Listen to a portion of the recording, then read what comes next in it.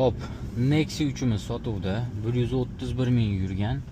Hop, 2020-yil yurishlari yaxshi. Tashqi holatlarini ham ko'rsatamiz. Mokra asfalt rangda, metanlari bor, injektor metanlari bor. Mashinaning holati yaxshi. Hop, kraskalariga kelsak, metada jichcha kirgan joyi bor, ko'rinadi. Rixtovka qilish kerak, atak bunaqa strashniy bas bilinmaydi. И bagaji kraska bo'lgan. Bunaqa strashniy bas ichiga o'tmagan. Endi ichiga o'tmagan deganda metgacha stalbaga tegib ketgan, atak bagaji kraska, qolgan joylari xudo xolasi toza. Ballonlarining holati o'rtacha.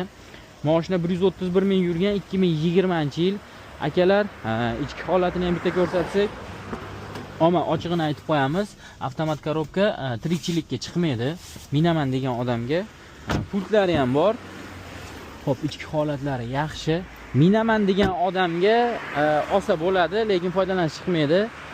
Hop, narxini, oxirgi narxi $8500 deyapmiz. Qiziqqanlar bo'lsa telefon qilamiz, pastda nomerlarni qoldiramiz. 88lik 092 8855. Pultlari ham bor.